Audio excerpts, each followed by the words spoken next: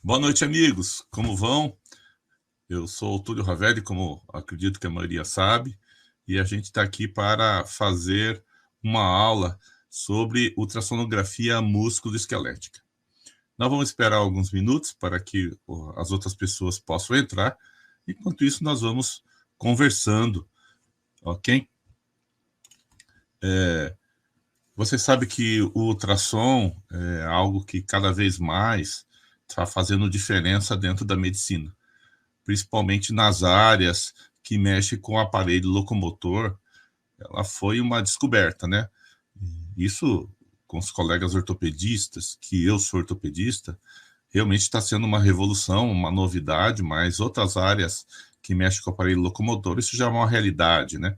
Porque os colegas que fazem dor, há muitos anos usam o ultrassom para fazer intervenção, os reumatologistas estão também numa fase, acredito, mais avançada que nós ortopedistas, porque eles já têm comissões já com muito tempo já funcionando, mas nós estamos aí. Os fisiatras estão fazendo isso faz muito tempo também, intervenções guiadas pela ultrassonografia, principalmente porque acabam associando várias técnicas, e isso é muito interessante para a gente poder desenvolver um bom trabalho, né? Eu sou professor de ultrassom já faz aproximadamente uns 18 anos, e a gente foi desenvolvendo vários trabalhos em relação a ensinar ultrassom musculoesquelético. Quando a gente começou, a gente tinha muito pouca informação, a gente tinha que literalmente que cavar o poço e tirar a água lá de dentro. Hoje o poço está pronto e é só pegar o balde e beber. Então, a gente tem muita informação de ultrassom musculoesquelético, muitas opções para a gente fazer os diagnósticos que são necessários, e hoje nós temos cada vez mais possibilidades para a gente fazer as intervenções guiadas. E por causa desse desenvolvimento que a gente foi praticamente descobrindo a utilidade da ultrassonografia, a gente acabou criando aulas, e a gente está espalhando informações dentro do que é possível para todos que querem aprender ultrassom musculoesquelético. Na verdade, todos vão acabar precisando aprender a ultrassonografia, cada um na sua área, mas quem mexe com o aparelho locomotor tem que aprender ultrassom musculoesquelético. E para isso a gente começa a se deparar com os mesmos detalhes que nós ortopedistas nos deparamos, né? Se você for estudar ombro a fundo, você vai ver que o conhecimento do ombro quase que é um conhecimento igual de um abdômen, né? E a mesma coisa se vale para o quadril, para o joelho, para o tornozelo e pé. Então, são áreas que você tem que se esforçar para conseguir entender a biomecânica do movimento, e as imagens da ultrassonografia, elas têm também essa questão de você conhecer a biomecânica para poder entender a lesão e aí criar estratégias para nós fazermos o tratamento adequado das nossas lesões musculoesqueléticas. Como eu disse, eu estou desenvolvendo um trabalho didático, ensinando ultrassom musculoesquelético já faz uns 18 anos, e nesse meio tempo a gente foi criando uma variedade de cursos, que a gente tem cursos desde cursos extremamente básicos para quem está começando, e também cursos mais avançados para quem já galgou algumas etapas do conhecimento. Então, eu sempre digo, eu quando comecei a fazer ultrassom, eu pelo menos fiz uns 5 anos de ultrassonografia sem saber mexer no aparelho. Até que um dia a gente teve algumas aulas, inclusive com o engenheiro, que mostrou para nós como funciona o equipamento. E por causa disso eu acabei estudando um pouco sobre física do ultrassom, e montei uma aula em que eu tenho aula de física, que eu tenho aula sobre como mexer no equipamento de ultrassom, o que é power, o que é ganho, quais são os artefatos, que a gente não é só a anisotropia que tem vários artefatos do ultrassom. Eu falo sobre o que é transdutor, como funciona o transdutor, e como a gente vai escolher o transdutor na hora de usar, e mais do que isso, eu tenho uma aula que te ensina como é que você vai comprar o seu equipamento, sem falar de marcas, nada disso, mas a questão de você poder escolher o equipamento de forma correta Isso é muito importante, a gente saber qual é a diferença de um transdutor de 18 para um de 14, um linear, qual é a diferença de um transdutor convexo para um linear, por que na hora de comprar um transdutor convexo, nós dos músculos esqueléticos, a gente quer comprar um transdutor convexo com a mais alta frequência, que para nós vai ser muito melhor do que o transdutor convexo de baixa frequência. E o linear, dependendo da tua utilidade, você vai comprar um de frequência média para baixo ou de uma frequência mais alta. Quem faz mão, quem faz pé, precisa de um transdutor com frequência mais alta. Quem faz quadril precisa de um transdutor linear de frequência um pouco mais baixa, porque senão vai ter dificuldade. Então, tudo isso daí eu ensino nesse curso. A partir daí, a gente foi criando cursos que são cursos básicos de cada uma da articulação, em que a gente acaba dando em grupo, curso de membro superior, curso de membro inferior, e você, com esses cursos, consegue resolver praticamente mais de 90% das lesões musculoesqueléticas. Mas tem alguns que querem se aprimorar, querem o detalhe, né, a filigrama. Aí a gente acaba tendo alguns cursos muito específicos, curso só de ombro, curso só de quadril, onde a gente tem mais tempo de mostrar o detalhe, e inclusive algumas posições que vocês pouco usam, mas são posições que eu digo são um pouco mais avançadas para que a gente possa desenvolver o nosso estudo. Isso tudo é algo que você pode fazer de uma forma lenta, progressiva, aproveitando cada uma das etapas, não querendo pular para a etapa adiante sem você antes ter noção. Então tem que começar com coisas básicas e, principalmente, não dá para fazer ultrassom sem equipamento. É um medo muito grande que a gente tem de comprar o equipamento, mas o equipamento de ultrassom é um ativo, não é um passivo. Ele é um equipamento que ele lhe traz uma renda ética, porque você vai usar ele de forma ética, resolvendo, ajudando o seu paciente, e o equipamento de ultrassom, ele automaticamente vai se pagar. Esse é um medo que eu tive também na hora de comprar, e é um medo que, graças a Deus comigo, nunca eu precisei realmente vivenciar esse medo, porque desde o começo ele me trouxe muito retorno, e isso foi muito bom. Bem, a gente já falou bastante, eu acredito que deve ter bastante pessoas já na sala, então eu estou pensando em a gente começar, a gente conversar, a já falar um pouquinho sobre a aula que eu vou falar para vocês. Então a gente vai começar falando um pouquinho sobre o que a gente tem para oferecer para vocês a nível de intervenções, a nível de ultrassom, pelo menos do punho e também do quadril, certo? Então vamos lá.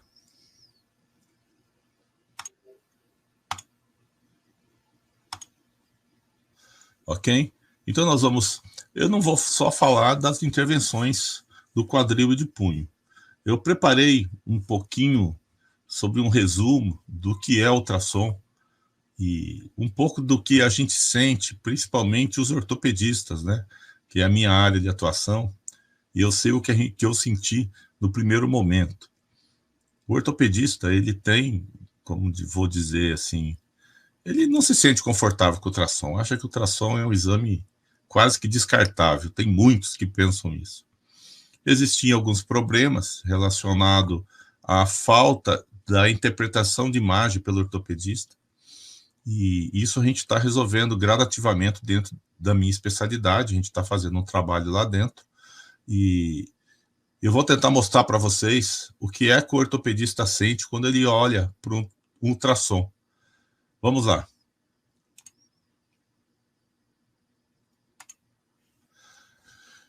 Então, a ultrassonografia musculoesquelética na visão de ortopedista que não acredita no ultrassom. O que ele vai ver?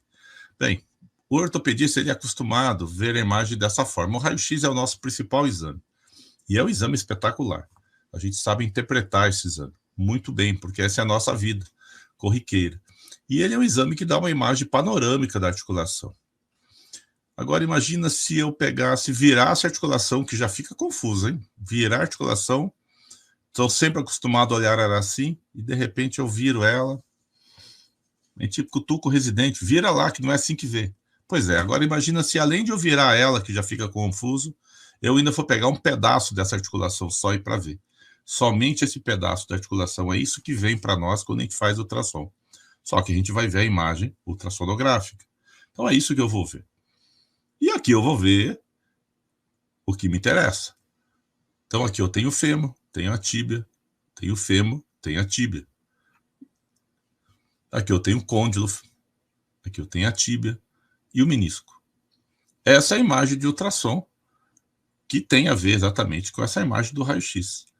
Esse é o universo do ultrassom. Isso, para começar, já assusta pela visão totalmente diferente, né? Porque a gente olha de lado. Todos os outros exames fazem outro tipo de corte. O ultrassom é o único que a gente vê a imagem desta forma. Agora, imagina se você, ortopedista, pegar um raio-x do joelho direito e você não souber da imagem. Eu não sei ver a imagem de raio-x. Faça de conta que você não foi treinado para ver a imagem de raio-x. Aí vai vir um laudo muito bem feito, o colega radiologista descreveu que é uma redução relativa dos espaços articulares, predominantemente no espaço articular interno. Então a face medial tem pinçamento. Formações osteofíticas marginais nas bordas femorais, patelares e tibiais. E partes moles sem anormalidades. Como é que eu vou tratar o paciente com esse laudo? E o laudo está bem feito, quer dizer, eu tenho uma noção, mas não é isso que eu quero saber. Bom mesmo é se eu ver o raio-x. Ah, agora é diferente. Olha lá como está a patela, a gente vê que tem alterações condrais, osteofitose. Então, é desta forma que nós ortopedistas pegamos o exame de ultrassom. Veja só, isso daqui é o laudo de exame de ultrassom. A imagem nem põe, ele não sabe ver mesmo. Então vem um laudo de ultrassom, tendinite da pata de Gantt e cisto de Baker. Infelizmente, a gente tem também, com muita frequência, um exame magro desse jeito. Muitas das informações não são passadas para nós. Tem muito mais do que isso dentro de um exame de raio-x, de artrose do joelho. Isso daqui é uma artrose do joelho, e esse daqui é um laudo que eu costumo dar para um paciente que tem artrose do joelho. Então é um laudo melhor, né? Mas se você não sabe interpretar a imagem, por mais que eu escreva bonito aqui, sulco troclear com displasia, lesão condral, pinçamento articular e ostofitose na interlinha medial, lesão degenerativa do córneo anterior e corpo do menisco medial, que está extruso o menisco, alterações degenerativas do menisco lateral e tem cisto de Baker. Mas se você não conhece a imagem de ultrassom, mesmo com um laudo bem feito, você sempre fica com uma inconclusão, na verdade, para você tomar a decisão, como é que eu vou tratar o meu doente. Mas se você conhecer a imagem, veja só, aqui está o fêmur e aqui está a tíbia. Olha, tem osteofito de borda, tem erosões, geodos. O menisco medial está aqui, ó. Ele está extruso. E ele tem lesão. Bem, já melhorou muito. Além de tudo, tem uma perimenicite, o ligamento colateral medial nas suas porções profundas, principalmente que são a menisco femoral e menisco tibial, estão espessados, estão com edema. Então, isso só na borda medial, né? Estou dando um exemplo. Então, o ultrassom é um laudo que traz muita informação. Mas se você conhecer a imagem, é outra coisa. É para isso que eu quero treinar todos vocês. O ultrassom tem várias vantagens. Ele é indolor, rápido, acessível. Ele dá uma visão dinâmica em tempo real. Ele é um método com alta sensibilidade e especificidade. Ele é um método examinador dependente. E a desvantagem é ser examinador dependente. Fala, mas peraí, Túlio, é desvantagem e vantagem? Pois é, dependendo do ponto de vista. Eu sempre vejo a vida da seguinte forma: você pode olhar o copo pela metade, achando que ele está quase vazio, ou olhar esse copo pela metade, achando que ele está quase cheio. Aqui é você olhando que está quase cheio. É muito bom você ser examinador dependente, porque você vira referência para a sua região. Você é a pessoa que entende tanto de interpretar a imagem quanto de fazer a imagem de ultrassom, porque a ultrassom é um exame que quem faz a imagem é o médico. O raio-x, a tomografia e A ressonância, quem faz a imagem é um técnico que está sentado lá numa sala apertando um botão. Aqui não, quem faz é você. Então é você que vai examinar, é você que vai pensar. E o ultrassom, de certa forma, é um exame físico. Então isso é bom, porque é você que vai fazer. E é você que vai dominar. E é você que é o competente. Agora, se você tem um examinador que não é tão competente assim, então realmente pode ser uma desvantagem. Então, como falei, depende do ponto de vista. Como aprender ultrassom? Nós temos que ter treinamento. Importante conhecer anatomia, por isso que nos meus cursos eu prioro demais essa tal de anatomia. E a gente, dentro do ultrassom, a gente mistura anatomia, aquela que está nos livros, com o que a gente chama de sonoanatomia, né? A gente tem que saber operar o equipamento. O equipamento que tem vários botões, eles não estão lá à toa. Então a gente ficar mexendo em 4 botãozinhos, que é o foco, o ganho, o def, e a frequência é muito pouco, tem muito mais do que isso para a gente calibrar o nosso equipamento de ultrassom. E a gente tem que ter o equipamento adequado. Não dá para fazer uma imagem bonita dessa com equipamento inadequado. Nós vamos ter uma imagem granulada, uma imagem ruim, não é uma boa imagem, a gente não vamos prosperar muito, nós vamos trabalhar com muita dificuldade. Então a gente consegue, na imagem do ultrassom, ver bem o que é um tendão normal, o que é uma tendinopatia, o que é uma tendinopatia com tenossinovite e uma tendinopatia com lesão. O ultrassom nos dá a possibilidade de interpretar a imagem de forma adequada, não só dos tendões, mas eu estou usando o tendão como exemplo aqui, mas todas as estruturas de partes moles, principalmente tendões, ligamentos e nervos, que é o que mais a gente avalia, a gente consegue ver bem. Apesar de que a gente também consegue avaliar muitas alterações a nível ósseo. O que é o equipamento de ultrassonografia? Se a gente comparar o equipamento de ultrassom com a máquina fotográfica, as lentes são os transdutores. Então, a gente pode trocar de lentes. E o corpo da máquina fotográfica é o nosso aparelho de ultrassom, que nada mais é do que um computador. Ele é um PC. Por isso que você pode colocar um software no seu celular, comprar uma lente e conseguir ver no seu celular a imagem. Mas o seu celular não vai ter o processador adequado para ter uma imagem tão competente quanto se você tiver um processador como esse daqui.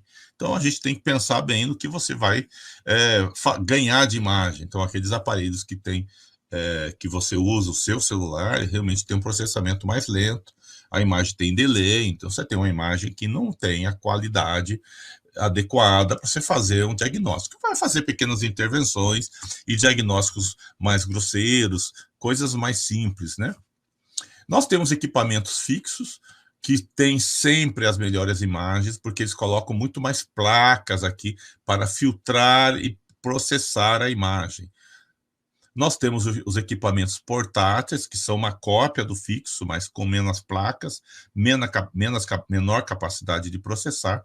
Nós temos equipamentos portáteis dedicados para intervenções. Então, esses são equipamentos que te dão pouco recurso para o diagnóstico, porque ele é feito para você carregar para todo lado. E se cair, ele não quebra. Então, são equipamentos feitos realmente para áreas tipo centro cirúrgico, para áreas como pronto-socorros e UTIs.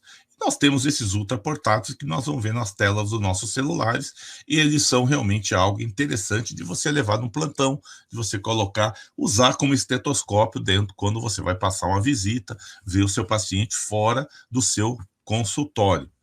O que já é o futuro da ultrassonografia? Tem áreas da medicina que o ultrassom já é uma realidade, né? Já é o melhor exame para ginecologia, para medicina interna, para cirurgia vascular, para ver glândulas, para urgências. Você veja, hoje, todo pronto-socorro tem ultrassom para fazer o FAST. Na ortopedia, a ressonância ainda realmente ela é o exame de escolha para lesões tendíneas e condrais. E a eletroneuro é para lesões dos nervos periféricos. Até onde isso é verdadeiro? Bem, na verdade, na minha opinião, não existe melhor exame. Cada exame cumpre uma função. A tomografia não é melhor que a radiografia, a ressonância não é melhor que a ultrassonografia. Na verdade, cada indicação você vai usar um tipo de exame. A eletroneuro não é um exame de imagem, sim fisiológico, e dá o diagnóstico sindrômico normalmente, né? Cada exame tem sua indicação e precisão diagnóstica, e nós ortopedistas, e eu digo, a maioria dos médicos que mexem com o sistema locomotor, com as doenças, o sistema locomotor, foram treinados para avaliar imagens de radiografias, tomografias e ressonâncias, e entender um pouco da eletroneuro, mas não fomos treinados para avaliar as imagens de ultrassom. Por isso que a gente fica perdido quando olha a imagem, acha que aquele monte de coisa desenhada lá, acha que aquilo lá não traz informação, né? E nós temos, por causa de não conhecer a imagem do ultrassom, dificuldades para indicar a ultrassonografia e avaliar suas imagens. Nós temos que acreditar piamente no laudo, que a gente não consegue olhar a imagem e interpretar. Mas hoje, o ultrassom já é uma realidade para o ortopedista. Ele identifica estruturas anatômicas, identifica alterações, ele é mais fácil de acompanhar a evolução. Veja, se eu tenho uma lesão ligamentar, eu posso olhar de novo daqui uma semana, daqui 10 dias, daqui 15 dias, olhar várias vezes. Eu não posso fazer isso com uma ressonância, eu vou fazer o exame inicial e raramente vou fazer um controle, né? E é um exame sem radiação. Em 2020, a minha sociedade, que é a SBOT, que já criou uma comissão de ortopedia que está ativa e a gente está tentando orientar como os colegas da minha área façam isso. Mas os colegas da reumatologia já têm uma comissão funcionante, eu tenho amigos professores de lá. Outras áreas estão muito à frente da ortopedia, como a dor, que já usa a ultrassonografia há muito tempo. Tenho muitos amigos que fazem dor, inclusive eles ensinam muito bem fazer ultrassom. Então a gente tem esses aparelhos que são ligados aos nossos celulares, e isso daqui vai ser o estetoscópio do médico moderno, não tenho dúvida. O ultrassom também tem outras coisas que podem ser utilizadas, outros softwares como elastografia, que consegue avaliar a elasticidade dos tecidos para ver anormalidades dos tendões. A gente tem ultrassom 3D, que a gente fala 4D quando ele é dinâmico, né? Ainda é algo que tem pouca utilidade dentro das lesões tendíneas, mas eu acho que um dia isso daqui vai começar a vir para a nossa área. Existe uma possibilidade de fazermos fusões de imagem, de ultrassom com ressonância, de ultrassom com tomografia, para nós guiarmos principalmente procedimentos mais profundos, em coluna, e isso daqui já é uma realidade. Eu já assisti várias aulas, principalmente onde, porque isso aqui são softwares caros, né? Que no Brasil a gente não consegue, tem muitos serviços isso ainda, mas esse daqui é o futuro da medicina. E também dentro da ortopedia, logo nós vamos usar ultrassom e artroscopia combinadas para melhor avaliar as cartilagens e procedimentos durante o procedimento cirúrgico. No ultrassom, a gente vai ver a textura dos tecidos, a homogeneidade, o espessamento, ecogeneidade. E nós temos o Doppler. Esse Doppler é algo que a gente tem que começar a entender um pouco.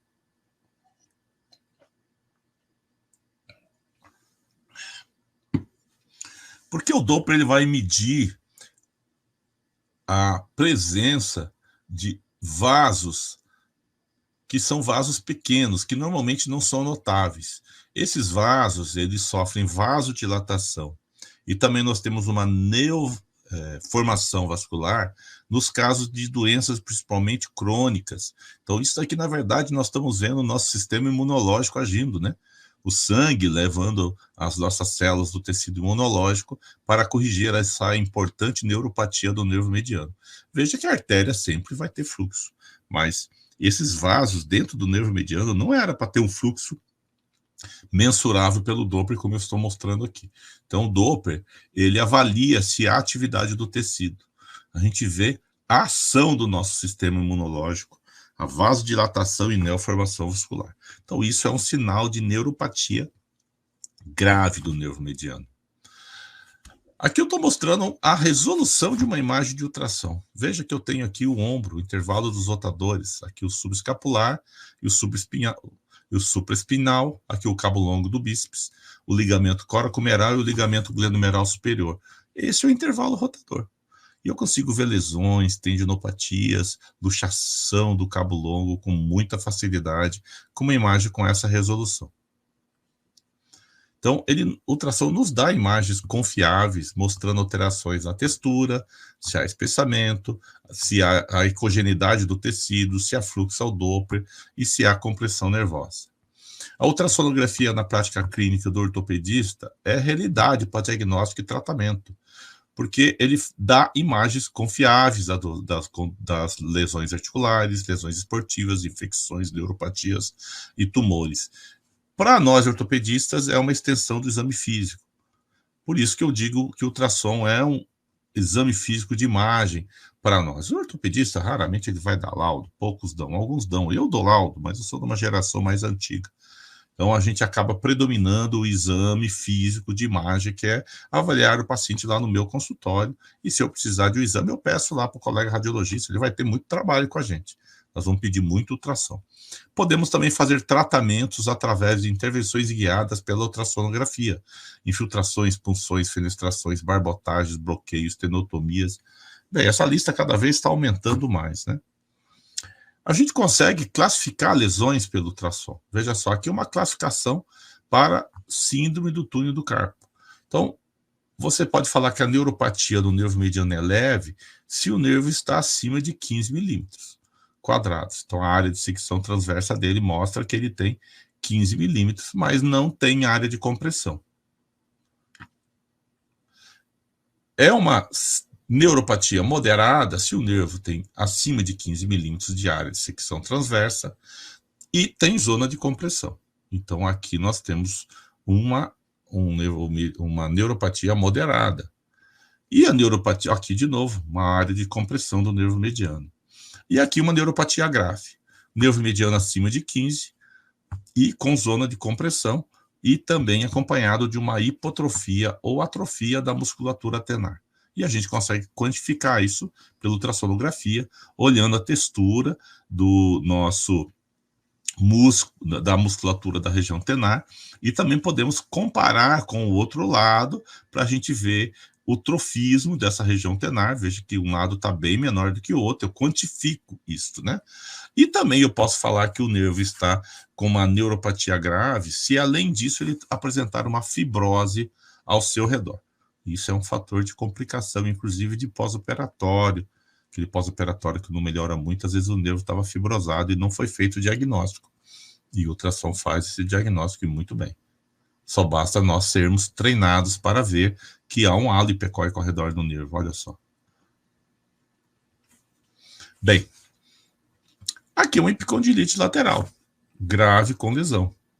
Veja, uma epicondilite que a êntese está toda irregular, mostrando que essa tração é antiga, não é coisa recente. Lógico que vai ser difícil de a gente tratar esse paciente. Tem um aumento de fluxo importante, mostrando que há uma atividade bem grande deste tendão. Mas podemos, através de uma intervenção, fazer um tratamento, usando várias substâncias, podemos usar aqui, para nós conseguirmos resolver o problema desse tendão. E isso nos ajuda bastante a adiantar o tratamento. Veja, após a intervenção, não ficou aqui a imagem, após a intervenção a gente tem uma melhora rápida. Então, ultrassom, nós podemos avaliar nas neuropatias, podemos ver as fibroses perineurais, podemos ver o Doppler. Tem vantagens de fazermos exames de ultrassom para ter um bom tratamento para o nosso paciente, porque é uma ferramenta que avalia vários aspectos, como eu já falei, né, espessamento, hipocongesidade, perdas, compressão e fluxos. Ele pode ajudar-nos a fazermos várias intervenções e ele também nos ajuda a planejar o tratamento diagnóstico. Obviamente que ele tem as suas limitações, mas ele tem várias qualidades. Bem, vamos falar um pouco das intervenções, que foi o objetivo inicial de eu ter chamado vocês para assistir essa aula. Eu quero mostrar aqui para vocês uma lesão condral com artrose do quadril. Aqui nós temos um impacto fêmuro-acetabular. Então, nós temos um labro com lesão, com fragmento ósseo, inclusive a cápsula espessada, tanto no corte longitudinal quanto no corte transversal. Ok? Veja como o labro está bem espessado, o fragmento. Então, nós temos aqui uma osteoartrose e o paciente apresenta um derrame articular. Olha lá o fragmento ali de novo. Bem, eu avalio de preferência o colo com transdutor oblíquo, apesar que, porque a inclinação do colo é oblíqua. Para fazer intervenção, eu coloco a agulha em média 4 a 5 centímetros de distância do transdutor. É muito melhor fazer essa imagem com o transdutor convexo, porque ele me dá uma imagem mais ampla. Eu perco qualidade, mas aqui eu já fiz o diagnóstico. Eu usei o transdutor linear para fazer o diagnóstico das lesões. Agora eu estou usando o convexo para mim ter uma visão melhor e a agulha muito melhor sono-vista através do convexo, porque o feixe é divergente.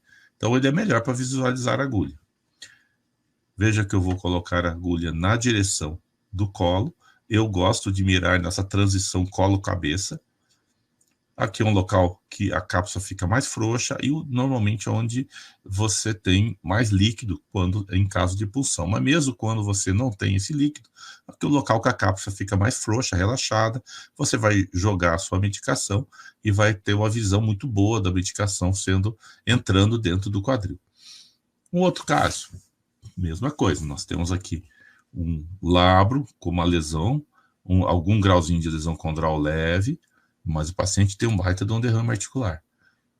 Se você colocar esse coxim, muitas vezes vale a pena. Por quê? Você vai deixar o labro, a cápsula, ainda mais frouxa.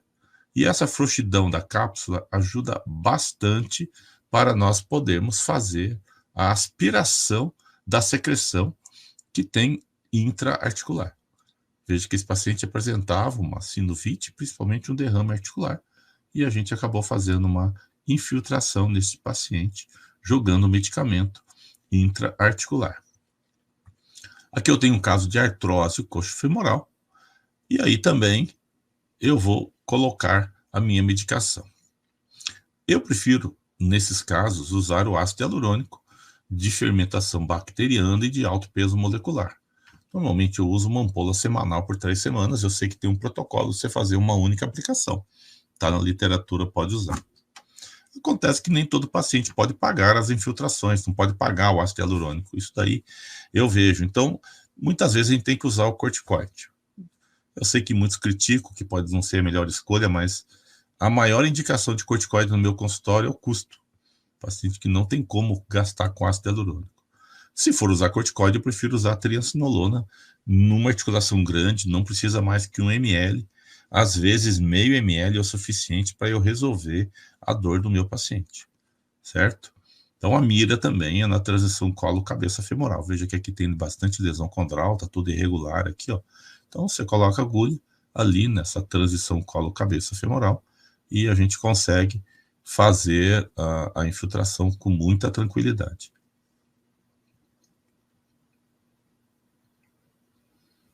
E agora vamos jogar um ácido hialurônico, que ajuda bastante a fazer a infiltração.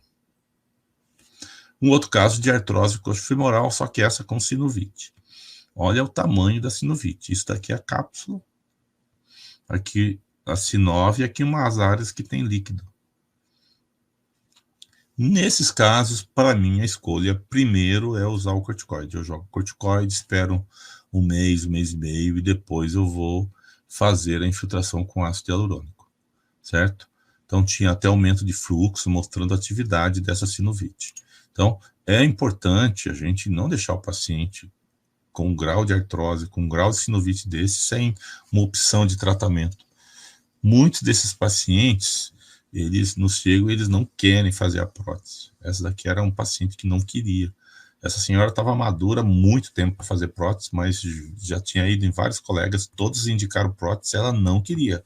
O que ela queria que fizesse alguma coisa que melhorasse a dor dela, e foi o que eu acabei fazendo, jogando um pouco de medicamento. Depois eu fiz várias aplicações com ácido hialurônico e ela equilibrou esse quadril. Melhorou bastante a dor, o suficiente para ela levar uma vida que ela queria, porque a indicação maior dela teria sido a artroplastia, mas ela não aceitou. Quando nós temos artrose do quadril, a gente anda fazendo esse bloqueio tipo PEN, que ele dá uma analgesia extremamente importante. Nós vamos modular a dor do paciente. Então vamos lá. Nós vamos colocar o transdutor agora meio obliquado desta forma. Aqui eu vejo o tendão direto do reto da coxa, a espinha ilíaca antero-inferior e a linha iliopectínea. Aqui nós vemos o ilíaco e o psoas maior. Aqui o ilipsoas, nervo femoral, artéria femoral, eminência iliopectina. Para a gente fazer a infiltração tipo PENG, nós temos que jogar o medicamento nesta região. Não podemos jogar o medicamento para lá da eminência iliopectina. Normalmente eu miro bem aqui. Entro com a agulha e coloco por cima do psoas. Não gosto de atravessar o psoas. Mas se você quiser atravessar, não tem problema nenhum. Então é importante você bater na linha de pectina e jogar um volume. Lembrar que aqui nós vamos ver os ramos do nervo femoral, ramos altos, médios e baixos, e vamos ver ramos do obturatórios acessórios. Então nós vamos inundar esta região aqui toda com um anestésico, e eu acabo misturando com um pouco de corticoide para eu fazer uma modulação da dor. Esse paciente vai ter uma analgesia de 30, 60, 90, 180 dias. Cada paciente tem uma evolução. Tem gente que tem evolução excepcional aqui. E nós vamos colocar a medicação exatamente nesse ponto aqui. Depois, só não pode passar da linha do pectina. Eu sempre faço essa filtração com 20 ml de RUP e 1 ml de triancinolona, desde que eu não vá... E sempre eu associo essa infiltração com um pouco de líquido interarticular também. Então eu faço ou a viscosuplementação, que é a minha preferência, ou, como eu já falei, se o paciente não tem como gastar dinheiro com o ácido hialurônico, a gente também joga um pouquinho de triancinolona intraarticular. Então nós vamos colocar a medicação exatamente nesse ponto. Veja que o paciente já tem uma osteoartrose, já tem um pouco de sinovite, veja que tem lesões condrais, esse fêmur, e aqui nós temos o tendão direto, o ilíaco, psoas maior, que é o quadril esquerdo. Então nós vamos fazer a intervenção. A agulha está entrando por aqui, olha só. E nós vamos colocar a agulha encostada na linha iliopectina. Eu quero dizer uma coisa para vocês aqui que volta e meia acontece. Tenho certeza que quem faz isso, com certeza tem alguns colegas que assistem aqui que fazem isso, eles já se depararam com esse problema. Muitas vezes, aqui nós vamos ter uma área, deixa eu voltar aqui, deixa eu pôr no começo, muitas vezes aqui nós vamos ter uma fibrose ao redor do psoas, por causa da artrose, uma osteoartrose importante, fibrosou toda essa região. Coloca uma agulha de RAC aqui, a agulha de RAC por ser muito fina, principalmente se você usar uma RAC 22, é pior ainda. Você pode ter dificuldade para você injetar a solução aqui. E aqui, quando você injeta a solução, eu tenho que injetar de uma vez, porque eu tenho que descolar toda essa musculatura aqui para inundar essa região aqui. Se você jogar uma agulha fina, você às vezes não consegue isso. Então, muitas vezes, eu opto por fazer, inclusive, com uma agulha de pele. Se tiver muita fibrose, eu não tenho medo de fazer com uma agulha de pele. Anestesio todo o meu trajeto e coloco aqui. Isso eu ensino nos meus cursos, todos os meus alunos a fazerem isso. Porque se você tem um local onde está tudo bonitinho, que nem aqui não está ruim, vai bem, mas se tiver fibroso aqui, você não consegue fazer isso com uma agulha de pele de forma adequada. Aí você acaba usando uma seringa de 10, de 20, que ela não é de rosca. Aí você vai fazer força e, às vezes, essa seringa estoura no rosto da gente, que é muito desagradável, né? Então, na hora de vocês forem fazer isso, pensem bem qual agulha vocês vão usar. A minha preferência é RAC de 20 ou, ocasionalmente, se tiver muita fibrose, eu vou usar a pele de 18. Veja o paciente antes do PENG, quando ele chega no consultório, como ele está deambulando. Essa é a marcha típica desse paciente. A gente faz o PENG, o paciente tem uma melhora excepcional, olha só. É impressionante. Obviamente que a gente vai ter uma janela de aproveitamento muito grande disso daqui, para a gente poder fazer o ácido hialurônico, e nós temos que ganhar massa muscular nesse paciente. O músculo ajuda demais a melhorar a dor de articulação. Então eu trabalho muito essa questão da musculatura. Veja que mobilidade ele tem, ele só tinha dor, que não conseguia mover. Então aqui a gente ganhar massa muscular, esse paciente vai sentir-se muito bem. Bem, vamos falar um pouco do túnel do carpo agora.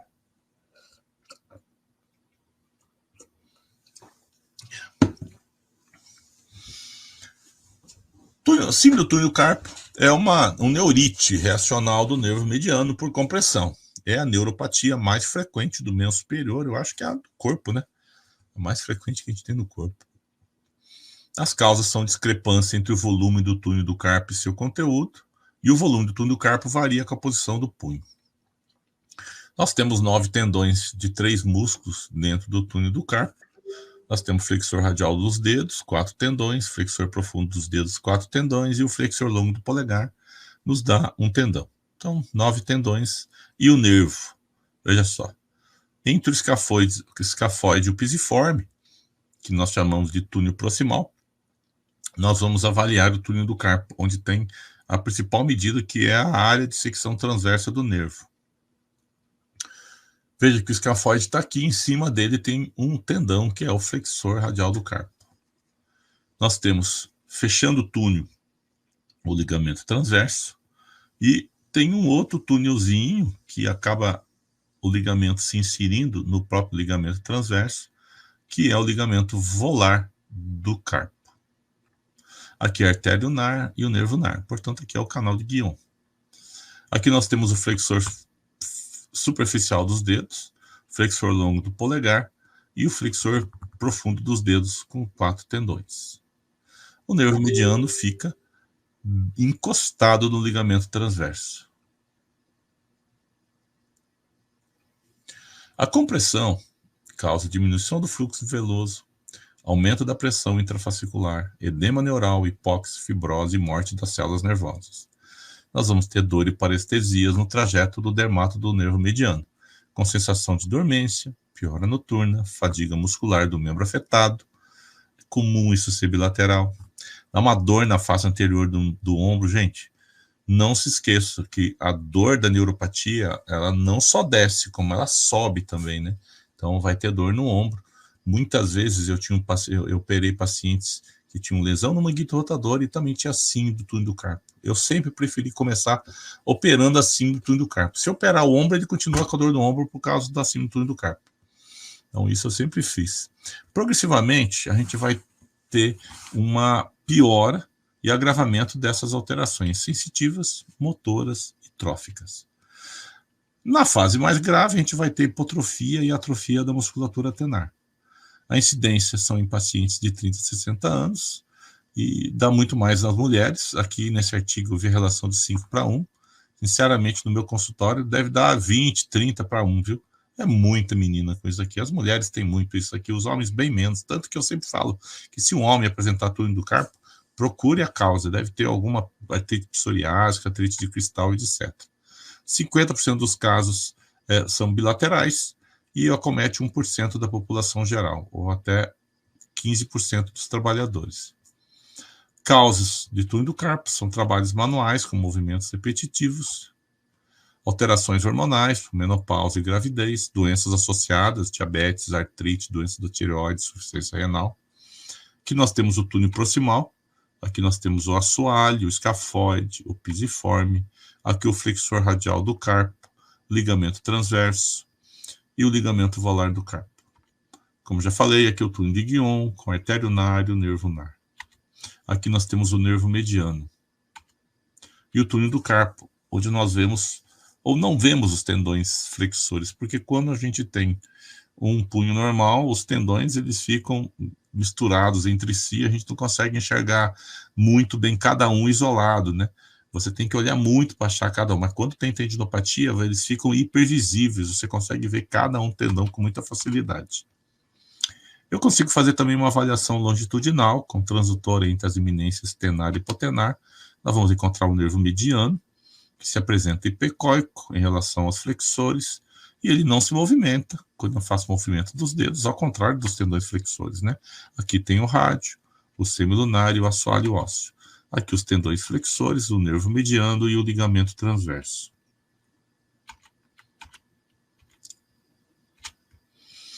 E aqui nós vemos uma compressão do nervo mediano típica, né? A famosa ampuleta, como todos dizem, né?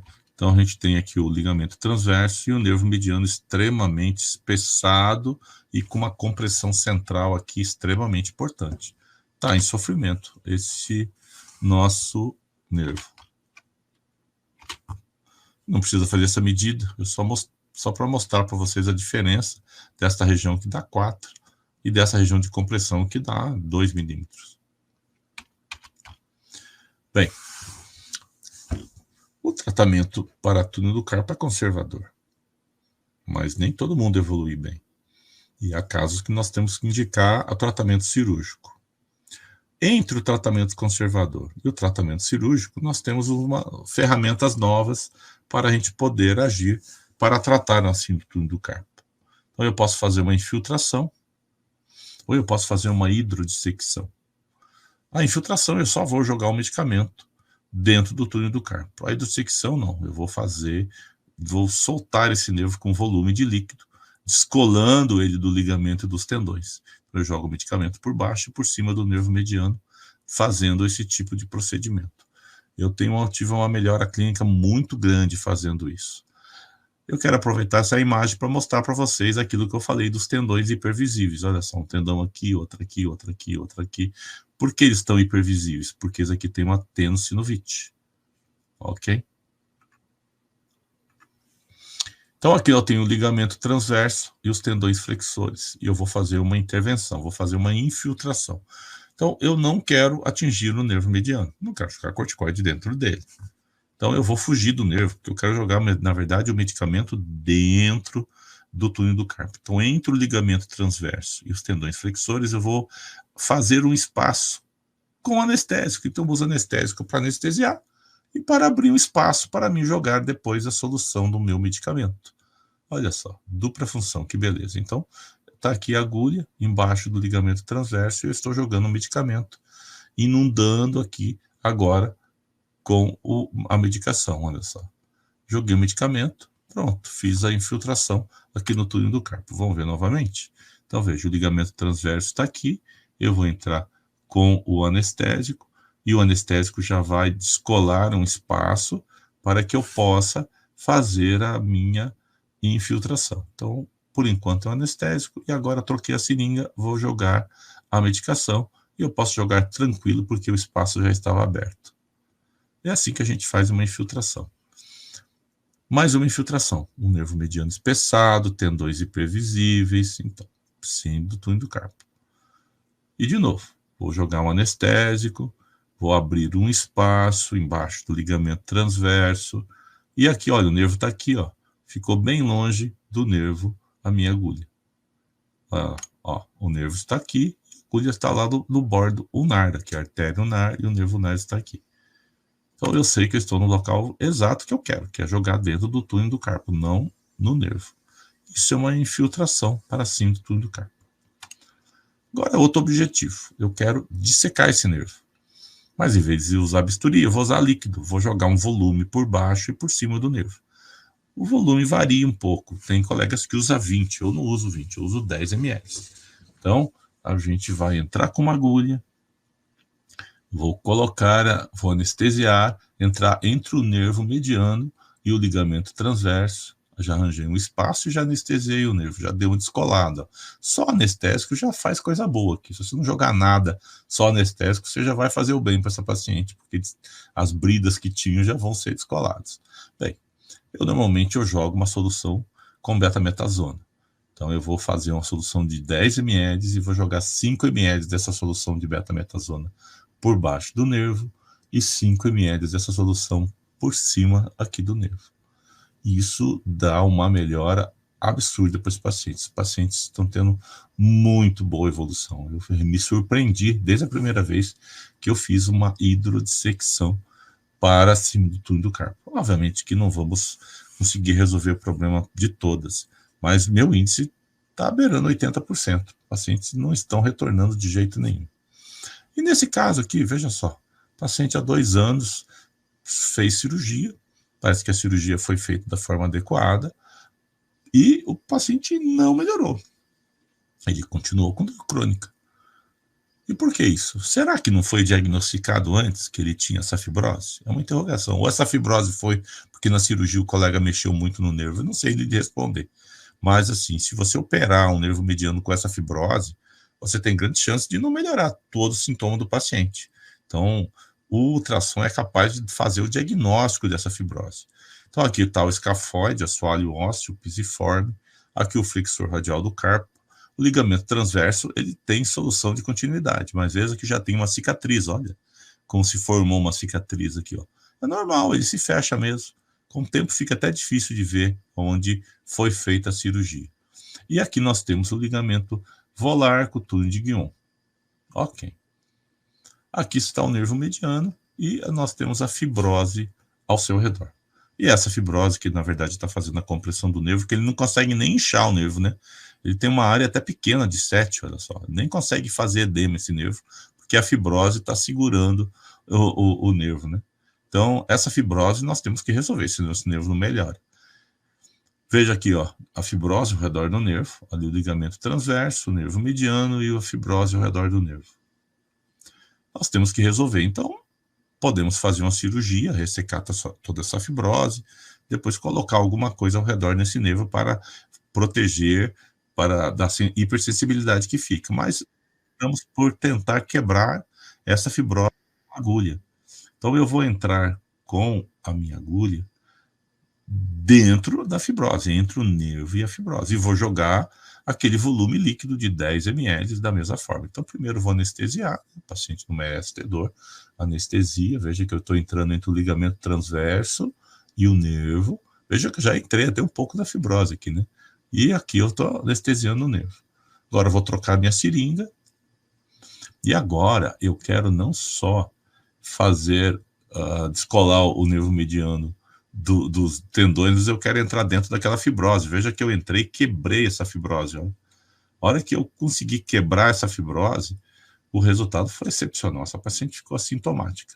E eu fiquei muito feliz, né, por ter oferecido algo de baixa morbidade com resultado tão bom para ela. Então, a hora que eu quebrei essas bridas, essa fibrose ao redor do nervo, houve uma melhora clínica muito boa. Bem, gente, a aula em si era essa. Eu quero mostrar para vocês um pouco desse meu site, onde eu tenho... Opa, desculpe. Nesse meu site aqui eu tenho várias imagens, várias coisas que eu fiz de forma didática para vocês poderem aprender. Aqui tem o QR Code que vocês podem apontar o celular de vocês. Vou tirar a foto da tela de vocês, vocês entram no site com facilidade, né? Então aqui, nesse meu site, a gente tem mais de 1.200 imagens de ultrassonografia musculoesquelética, de ombro, cotovelo, punho, mão, quadril, coluna. Então, dentro dessas imagens lógicas, você vai ver lesão, todas elas estão com legenda, para você saber que tem lesão, ok? Tenho também vários vídeos, eu tenho aulas completas, que nem essa que vocês vieram assistir aqui, eu tenho aulas gravadas ali, você clica aqui em vídeo aula, tem algumas aulas gravadas para você poder aproveitar. Num pronto-socorro, quando você pede o raio-x entre um paciente e outro, dá para assistir um pedaço de uma aulinha minha, ok? E se você quiser escutar um pouco das minhas composições, eu sou guitarrista, eu sou compositor, eu gosto de fazer música, então tem as músicas aqui do Dr. Túlio, você pode escutar e depois você pode fazer as suas críticas nas mídias sociais. Pode soltar o verbo que eu não ligo, não. Sou um compositor de boa. Bem, eu fiz um atlas de ultrassom musculoesquelético para te guiar para você poder aprender a fazer ultrassonografia musculoesquelética. Então, esse atlas tem só imagens normais de todas as articulações, ombro, cotovelo, punho, mão, quadril, joelho, tornozelo e pé. Então, você vai ter todas as imagens para você poder se basear e facilita demais a sua vida. Eu tenho ela versão em PDF no meu site, você pode comprar ela e nós estamos fazendo um desconto agora no Black Friday dessa versão online, por favor, é a versão em PDF. Então, eu tenho essa versão em inglês, espanhol, italiano e em português que você pode associar. Essa versão impressa, essa daqui é o preço corriqueiro, essa versão é em R$200 e a versão em PDF está com baita de um desconto, já vou conversar sobre isso. Se você quiser essa versão em português, você consegue lá no meu site o telefone da minha clínica, ligue para lá e eu mando para você. Eu tenho também um aplicativo de imagem que se chama USMSK. Esse aplicativo você pode baixar nas lojas Android e iOS. Nesse aplicativo, você instala, ele tem 4 línguas. Agora, logo, logo, nós teremos uma quinta, que eu também estou traduzindo ele para o chinês. E você faz toda a sua... tem que escrever lá o seu nome, endereço, aquela coisa de tudo que é aplicativo. Você clica em imagens, tem membro superior e membro inferior. Aqui eu escolhi um tornozelinho, tem lá face anterior do tornozelo, articulação tibutársica, você vai ter a imagem escala de cinza, vai ter a imagem toda pintada, com cada um dos elementos anatômicos, padrão Túlio-Ravelli, acho que quem assiste minha aula sabe disso. Você vai ter as imagens com legendas, e você vai ter as imagens sem legendas, sem a pintura, só com as legendas. Logo, logo, o que nós vamos ter no meu aplicativo para o ano que vem, você vai ter uma seta mostrando como é que eu faço a infiltração. Então, eu vou mostrar lá a direção da seta exatamente, tanto na imagem aqui do transdutor, quanto na tela, na escala de cinza. Então, essa daqui vai ser a evolução desse meu aplicativo. Aguardem. E esse aplicativo, então, tem tanto para Android quanto para iOS. E vocês podem aproveitar. Então, a gente tem vários cursos online, se você quiser ver a minha página de cursos online, conhecer um pouco o meu trabalho, as opções de cursos online. Eu tenho curso de ultrassom dos membros superiores, onde eu ensino o básico de ultrassom do ombro, cotovelo, punho e mão. Eu tenho também o ultrassom básico dos membros inferiores, que eu ensino o ultrassom básico do quadril, joelho, pé e tornozelo. Eu tenho um curso de intervenções dos membros superiores online e também dos membros inferiores, que nós vamos ensinar vocês a fazer as intervenções em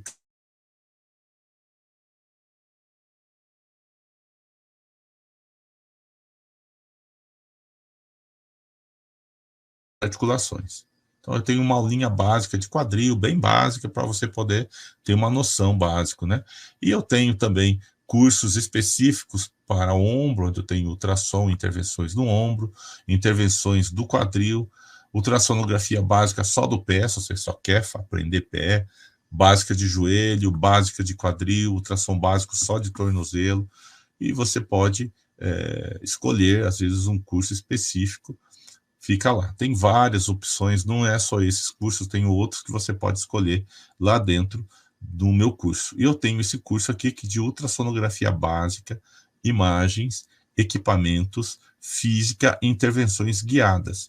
Esse curso aqui é o curso que você deve começar no nosso mundo de ultrassom, porque aqui eu te ensino a base do que é, como mexer no seu equipamento. Eu falo muitas vezes, o colega compra um equipamento muito bom, ele compra uma Ferrari, mas ele só sabe andar em primeira. E é uma coisa que você tem que explorar no seu equipamento, é a tecnologia que está dentro dele, e é isso que eu ensino aqui. Eu ensino, inclusive, vocês a comprarem o seu equipamento, como escolher o seu equipamento e acertar, porque a gente compra equipamento, às vezes, numa furada. Isso já aconteceu comigo. Antes de entender esse mundo, vou contar uma história minha uma vez, sabe? Não foi fácil, não. Bem, eu tenho também vários cursos presenciais. Aqui em Maringá, eu dou cursos presenciais todos os meses. Ocasionalmente, eu dou em alguma outra cidade, a gente acaba dando curso. Eu vou ter um curso em Curitiba esse ano, estamos em conversa para dar alguma coisa em São Paulo. Então, isso daqui você consegue também. Toda a relação dos cursos presenciais que eu tenho aqui. Eu tenho curso de membros superiores, daí eu vou pegar na tua mão e fazer você aprender essa imagem, né? A vantagem do curso presencial é que eu tenho na aula prática a possibilidade de pegar na sua mão. São os mesmos cursos online, ultrassom dos membros superiores, inferiores, né? Aqui ombro, cotovelo, punho, mão, aqui quadril, joelho, pé e tornozelo. Eu tenho um curso só de quadril bem específico, um curso focado para os nossos quadrilheiros, um ultrassom do tornozelo, do joelho, ultrassom só para ombro.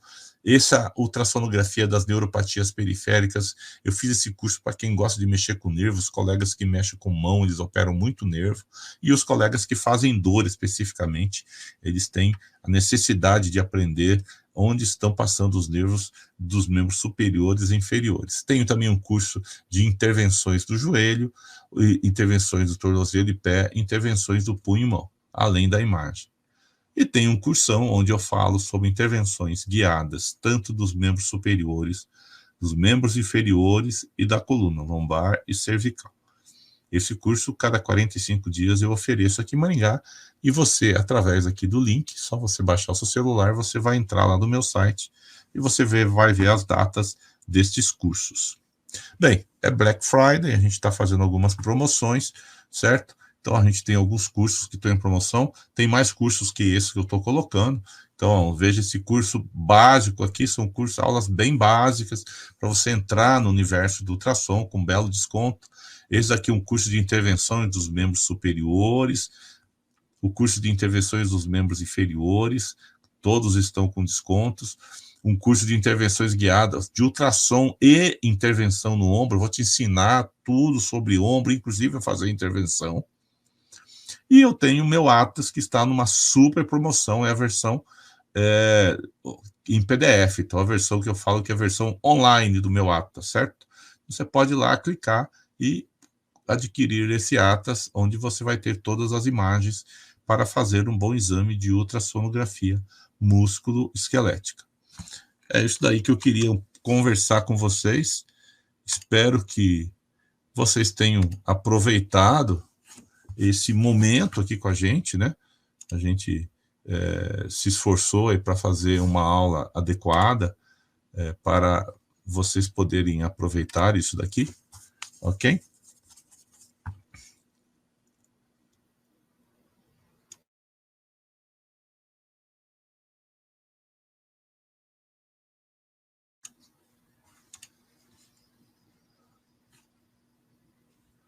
E nós vamos falar um pouco agora do meu trabalho. Aqui, ó. Então, a gente tem... vai ser mandado para vocês um link. Nesse link, vocês vão ter informações sobre o Black Friday, dos cursos que eu estou oferecendo, se vocês tiverem interesse.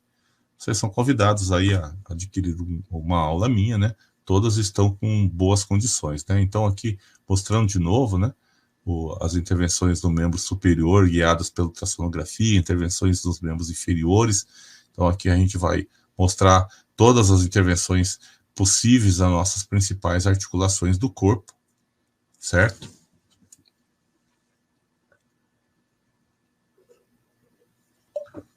Esse curso básico de ultrassonografia musculoesquelética é o curso onde ensina você mexer no seu equipamento de ultrassom. Então, eu ensino física, ensino imagem, como equilibrar sua imagem, escala de cinza, ensino mexer no DEF, no foco, quantos focos você tem que usar, por que você tem que equilibrar o DEF, equilibrar sua imagem, e fazer uma imagem bonita, ensino até um pouco de fotografia, certo?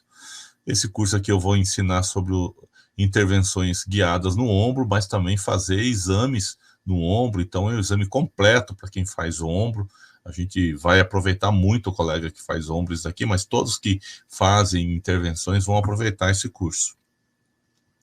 Além desses, a gente tem intervenções guiadas ultrassom, a imagem do joelho, intervenções guiadas no joelho. Ei, que tal se aprender a fazer uma TAGT ultrassonográfica do joelho, hein? Veja só, o joelho tem muitas opções para a gente poder aprender.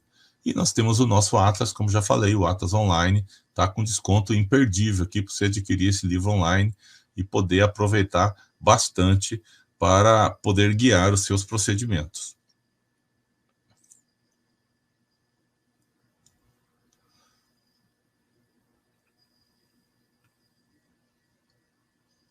Então é isso, gente. Espero que vocês tenham aproveitado aqui essa aula comigo. A gente não consegue muito responder perguntas nessas aulas, né? Porque é uma aula master, é algo mais para a gente mostrar mesmo o trabalho da gente. E eu quero agradecer demais E nós vamos ter um link no WhatsApp que vai ser mandado para todos vocês, certo? Todos vocês vão receber esse link e vai ajudar vocês, se vocês quiserem comprar, a conseguir informações pertinentes para poder adquirir algum curso que, no caso, vocês tenham se interessado, certo?